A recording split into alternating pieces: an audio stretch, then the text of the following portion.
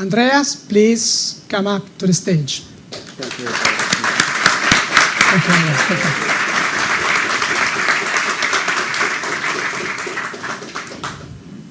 you. Hello, everyone. Can you hear me well? Very good. Bitcoin is dead. Bitcoin is just a silly idea. It clearly can't possibly work. It won't scale. It will fail. It has failed. It is dead. The true innovation at the heart of this technology, the blockchain, is the technology that matters. And this technology will create new opportunities in fintech for banking and financial services companies across the world, even while Bitcoin won't be able to succeed further. Blockchain is a joke. Blockchain doesn't actually work. Bitcoin is the only thing that matters. Bitcoin will completely change banking. It will make banking obsolete. All central banks will be destroyed in the path of Bitcoin. And within just a decade, every currency in the world will be dominated by Bitcoin. Both of these positions are ridiculous, simple-minded, puerile, and fundamentally wrong. For every complex question, there is one very simple solution, and it is wrong. This is a very nuanced space. It is a space that is brand new. It is a space that has existed for only 7 years. And yes, it does represent something truly revolutionary, a fundamental change in our understanding of trust, a change in the way we organize authority and trust from hierarchical systems to network-centric flat systems, a reimagining of what it means to have currency, how currency derives its value, a new system for disintermediating intermediaries, a rebalancing of world affairs. All of these things are true. But we don't really know how this is going to play out, which is the most exciting part of my job. Bitcoin is one of the few spaces and one of the few experiences I've ever had in my life where I feel that I am sitting on the front rows of history, observing history in the making. History is not the past. History is how we change the present to affect the future, and we are doing this right now worldwide. And by we, I don't just mean Bitcoin. I mean the much broader space. So, before we go to a very simplistic answer, what is called in some spaces Bitcoin maximalism, or to the opposite extreme, where we discount Bitcoin as an unruly ragtag anarcho-capitalist dream that is silly on its face, and clearly serious people, scientists, people with PhDs have said that this will soon die. Before we go to these extreme two positions, we really need to understand the nuance. What is Bitcoin? What is the blockchain? What do these things have at their very core that gives them the characteristics they have? How do you tell them apart? What are the differences between the systems? And what applications do they have? And so my goal today is to really try to answer these questions. So what is Bitcoin? Bitcoin is the first blockchain. Bitcoin is the largest open global blockchain that exists today. Bitcoin is the first borderless, transnational, open system of access for financial payments and trust that enables innovation without permission, with high resistance to censorship, coercion, and geopolitical manipulation. Bitcoin is a mathematical proof system that is fundamentally neutral to participants. It exhibits a principle that on the internet we call net neutrality and brings that to finance, which of course terrifies people. Finance without concern for source, destination, or amount. Neutral routing of transactions, equal for everyone. That idea is terrifying. Where does authority come from? Where does trust come from? It's almost as if suddenly we no longer pay attention to the New York Times, and instead anyone can publish their opinion without an editor. What will the world come to? What the internet did for communication, Bitcoin is doing for finance. It is introducing a fundamentally different, network-centric and flat system that allows us to do transactions without recourse to authority or intermediaries, and that derives trust from the collaboration and computation of thousands of nodes. It uses a blockchain. Blockchain is one of several components that make Bitcoin work. And if you focus too much on blockchain, you may miss the point. What is the most important technology of the internet?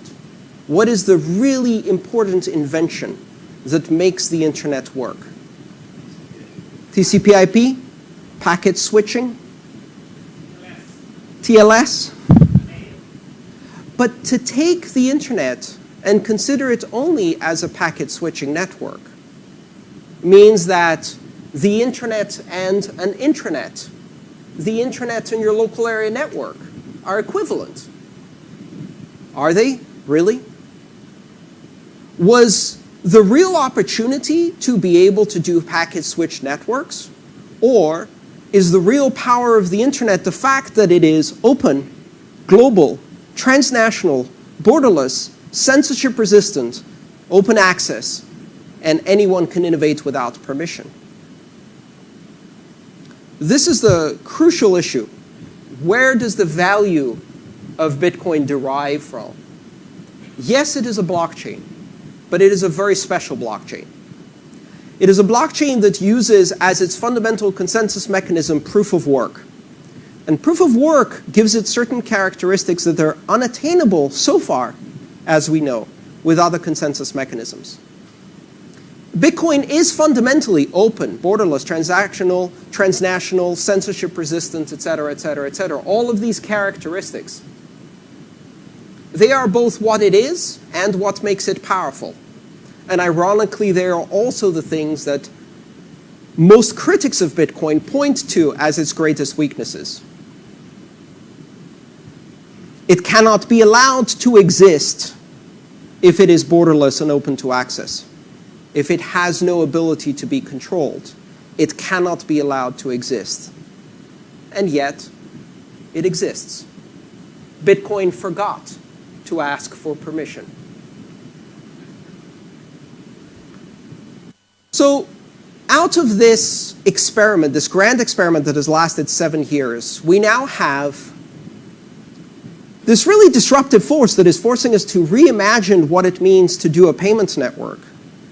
And out of that, we come up with the most brilliant marketing campaign in the history of disruptive technologies. Imagine if you've invented a new disruptive technology, and you manage within 4 or 5 years to completely distract the incumbent by persuading them to follow in your footsteps and to adopt the central premise of your technology in order to disrupt their own business from the inside out. If the Bitcoin community had presented banks with the idea of blockchain, as we did, and said, here, put $1 billion into training people on how to do things our way, and work in our space. I mean, someone should have gotten the Nobel Prize of Marketing, the Oscar of disruptive distraction. But the truth is that the financial services environment seized on blockchain because they saw within it the possibility of using some elements of Bitcoin without being disrupted. But blockchain is not the only thing that makes Bitcoin tick. And so in this effort, we see many similarities to the early internet. In the early days of the internet, when companies saw the internet and they saw that it had no editorial control, no centralized security mechanism, no barriers to access, this represented a terrifying departure from the model of IT. And so as a result, most companies resisted. They built intranets using TCP/IP, and they put heavy firewalls all around to separate those intranets, keep them controlled, give them editorial access and control, and tame the system. They ended up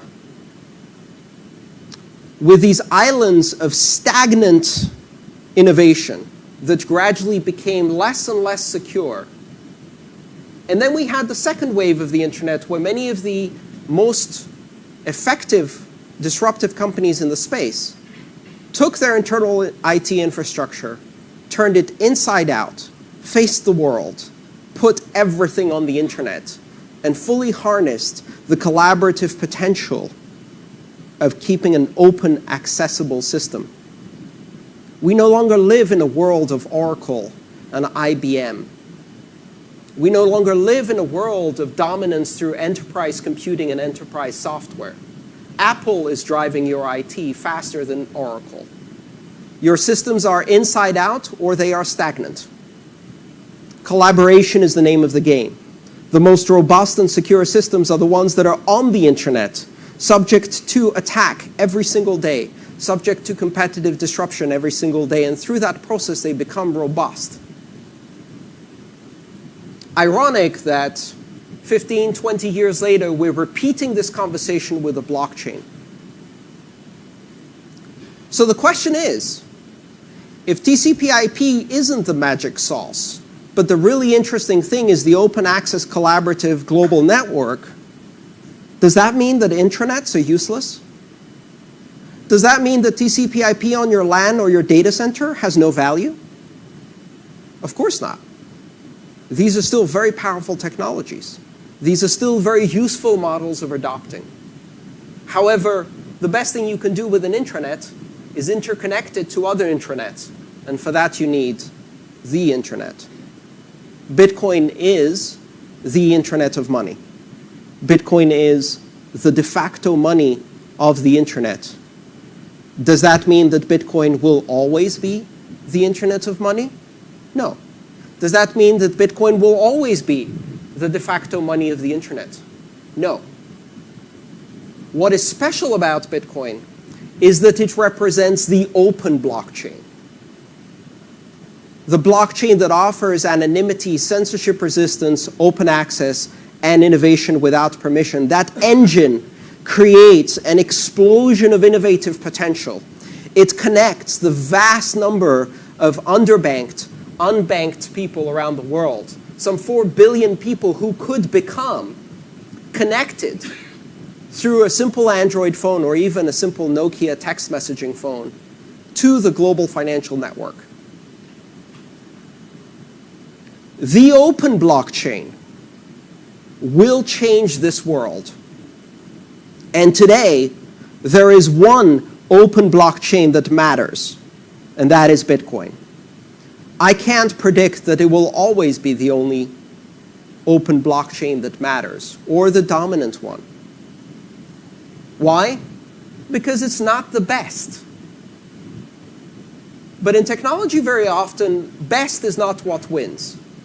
TCP/IP wasn't the best. In fact, we now realize it had fundamental problems in scaling, in addressing, in routing technology, and many other things. And yet, TCP/IP was good enough at scale with network effect so fast that it became irreplaceable. In fact, it has now become unupgradable. TCP/IP is so embedded into global networking that it resists its upgrade to IPv6 and has resisted its own upgrade for almost 20 years. IPv6 is coming. IPv6 has been coming since 1995. Any day now. But clearly, IPv4 is dead. And the internet can't possibly scale beyond Usenet, can't possibly scale beyond email, can't possibly scale beyond attachments, can't possibly scale to voice, can't possibly scale to video, can't possibly scale to HD video, can't possibly scale to Oculus VR 3D 4K capabilities? Of course it can't. It doesn't for a while, until it does. And then we shift the goal of what scaling means. And Bitcoin can't scale to Visa until it does. Bitcoin can't scale to a global transactional network until it does. But I can tell you what Bitcoin can scale to. Bitcoin can scale to a $7 to $10 billion secure transnational network that remains up and running 24 hours a day, 365 days, for 7 years running without a single successful attack against the core protocol. Not because there have been no attempts, but because Bitcoin has been under attack from day one, 24 hours a day, by some of the most sophisticated adversaries the world has seen. Why? Because Bitcoin has a $7 billion security bounty for breaking it. It is a system that is on the internet and lives right there in the dirt, in the war zone of internet security. And it survives. And as it survives, it gets stronger every day. So now, if that's what Bitcoin is, maybe this will be the one that becomes the internet of money. I can't predict that.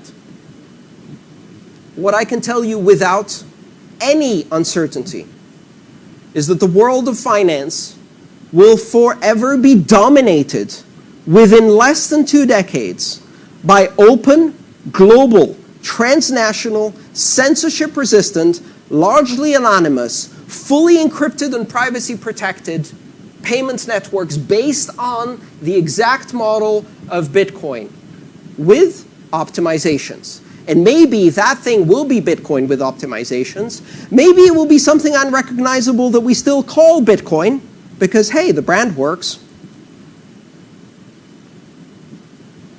Or maybe we'll call it something else. I remember how, when I was in IT, people kept telling me that Ethernet would not scale beyond 1 megabit, 10 megabits, 100 megabits, 1 gigabit. It could never scale. And so today we're running 10 gig Ethernet over fiber. But think about it for a second. What part of that is still Ethernet? The brand, the frame size, the switching algorithm? Nope. The physical address, maybe. Distribution mechanism? No. The network topology? No. None of that is the same. None of that is the same. What survived is the brand. We still call Ethernet what we have today. And so therefore the question is, did Ethernet scale? Sure did. As long as you keep changing what you call Ethernet. Can Bitcoin scale? Well, it depends. What are the characteristics that are Bitcoin unalterably? 21 million coin, limited issuance with predictable issuance rate. That is Bitcoin. You cannot change that. Proof of work algorithm that is decentralized with anonymous participants. That is Bitcoin. You cannot change that.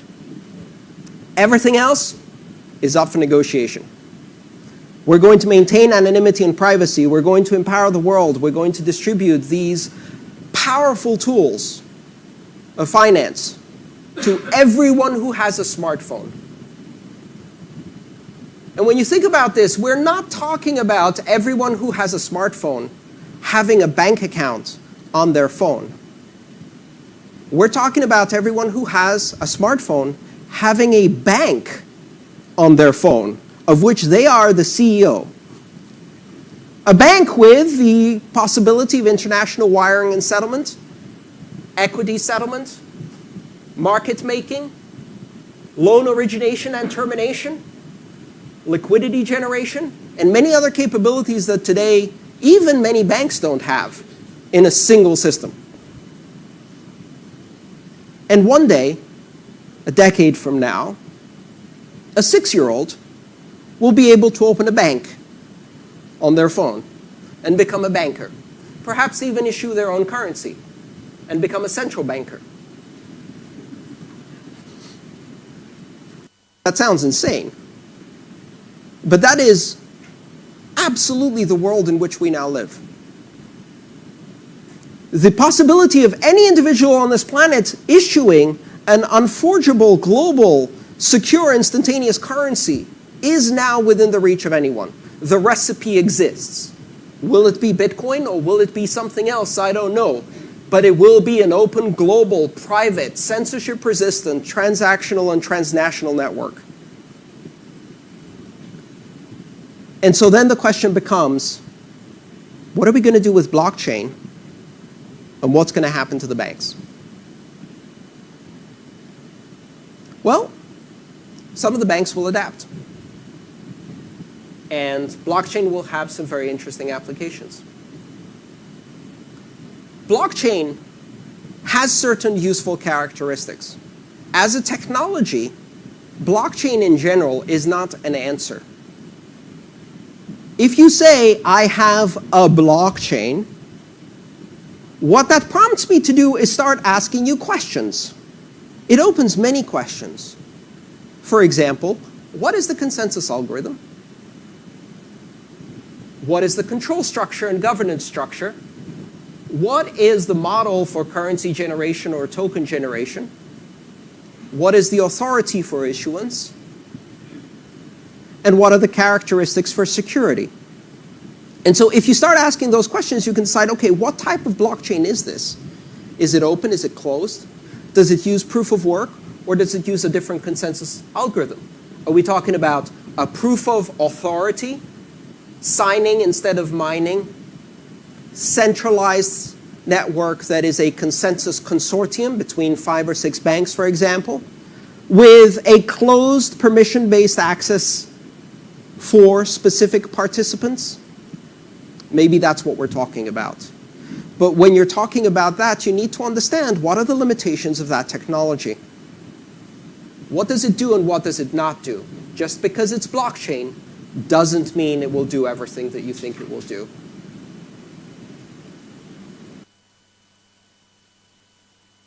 If I take a Formula 1 car that is beautifully designed for running on a circuit, I could say, this car can go 250 miles an hour.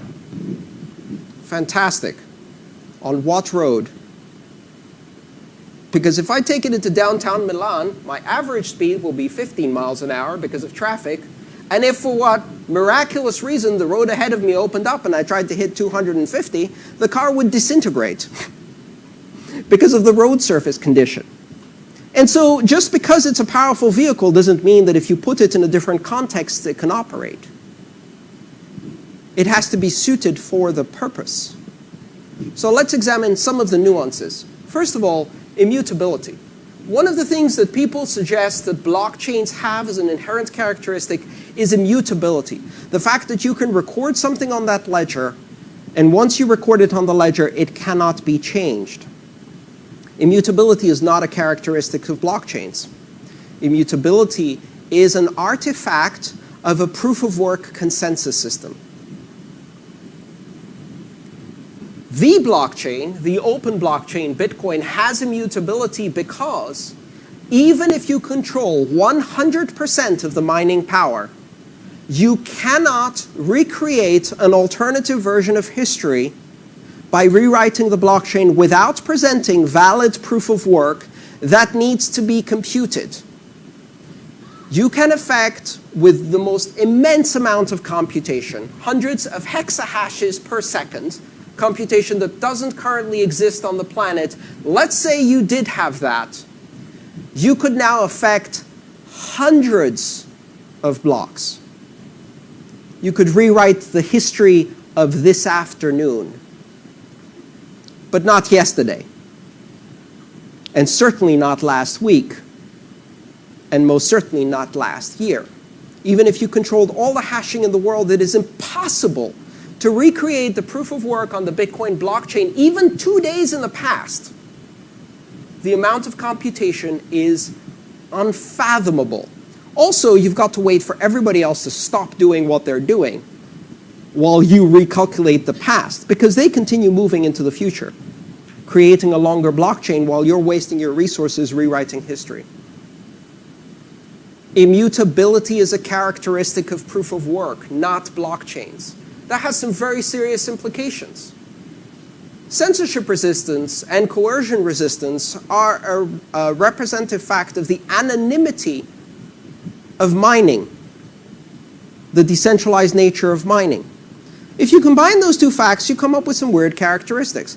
Let's say you have a consortium consensus mechanism that controls banking. I don't know why you'd apply that, but let's say you built a blockchain that uses 6 banks that sign transactions in a round-robin fashion, or Paxos Byzantine sophisticated consensus model that you bought at great expense from a very expensive consultant. What happens when you are served with a judicial order to rewrite the history of the last year and make the balance of the bank account of WikiLeaks go to 0? What happens if you're not served with a judicial order, but simply blackmailed through market pressure by a regulator to do that? Not that that would ever happen. I mean, in a democracy, we don't just cut off the finances of WikiLeaks without any judicial process, do we?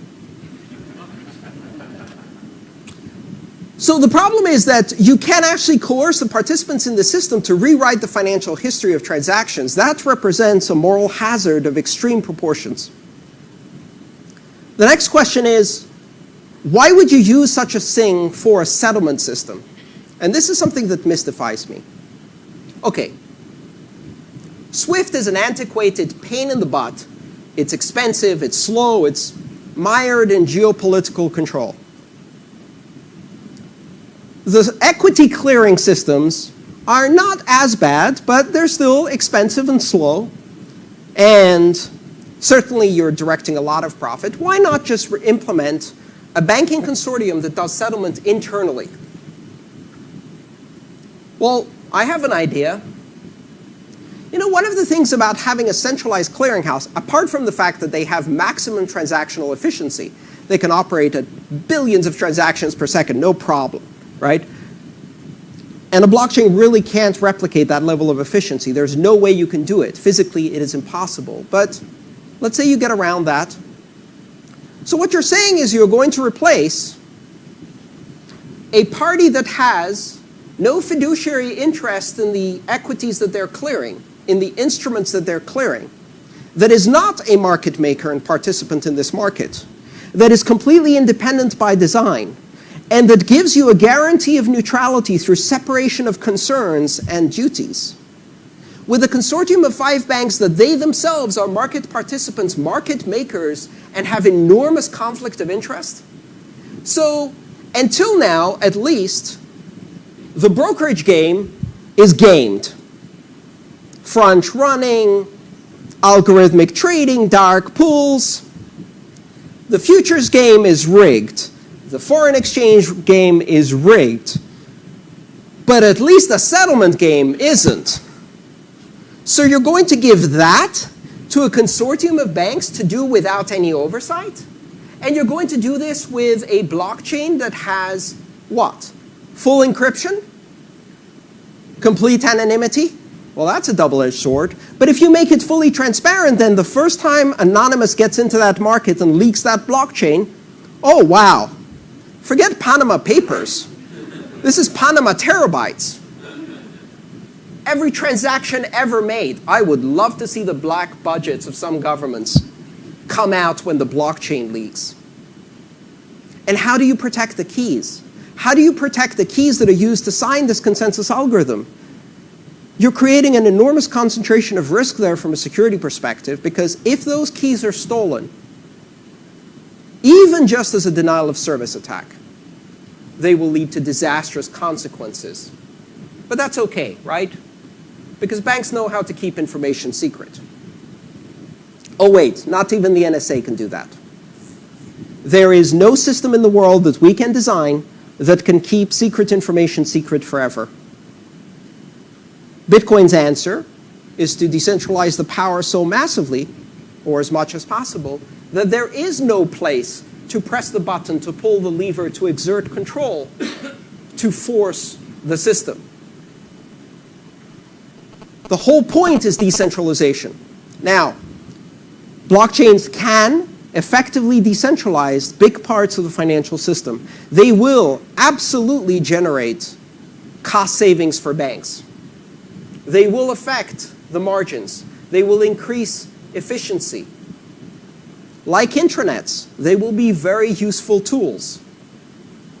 In fact, I think you should implement an overlay blockchain on top of Bitcoin for settlement and replace SWIFT swiftly. But in the end, it doesn't matter. I'm not critical of blockchains because I am morally or ideologically opposed to banks continuing to do business. I think banks have bigger problems than Bitcoin. I have some questions about the practicability and applicability of blockchains without proof of work, blockchains without decentralization, blockchains that are closed and not open to access, and blockchains that don't have permissionless innovation. I don't think those things really deliver on the promise. But more importantly, in the end, I don't care. I really don't care. I'm not interested in the 1% marginal decrease in cost of a settlement platform for interbank this, that, or the other. I don't care. 4 billion people are underbanked. And with an open blockchain, we can change that. And that's the team I'm on. Thank you.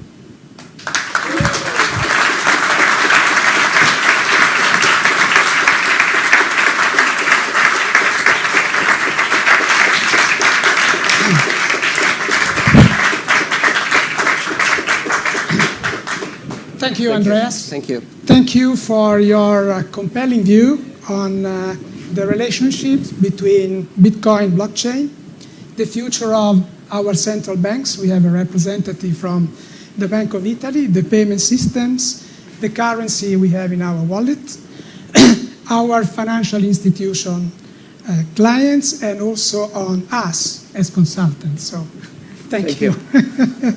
Before we go to the next speaker, as you are so knowledgeable about Bitcoin, I have a question on I would say on the compelling story of the day. Who do you think is Satoshi Nakamoto? Do you know him? I have to inform you that we have journalists in the room, so... I don't know. I don't care. It doesn't matter. Bitcoin is not a system of proof by authority or reference to authority. It is a system of independent and neutral mathematical proof. What that means is that it stands on its own without appeal to its author or creator. I have no idea who Euclid was, or even if Euclid existed. Euclidean geometry is part of my daily life. Whether Euclid existed or not, whether Euclid was a group of people or an individual, whether Euclid was a nasty, malicious pervert or a saint, it doesn't matter. Now, some people will say, yes, but Satoshi Nakamoto has 1 million Bitcoin. What happens if Satoshi Nakamoto sells all 1 million Bitcoin in one moment? I'm a bit more worried about what happens if the Chinese central bank sells all of their dollars in one moment, which percentage-wise is a bigger problem. Yes. About what happens if Saudi Arabia decides to change the fundamental supply characteristics of oil in one moment.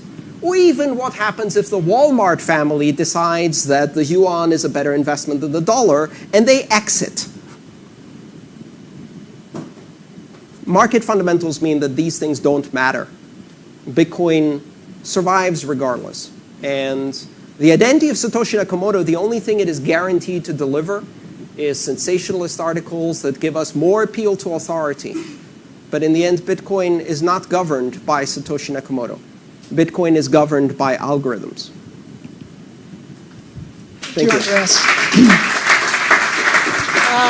Do we have any time for questions? We have many questions coming from the audience. So as there are so many and time is passing quickly, I would like maybe you to read one of them, and maybe we answer these questions and send the mail to the audience later on, because otherwise we wouldn't have time for the next speakers. So is there any question you would like to answer? Let me see just a second. Sure.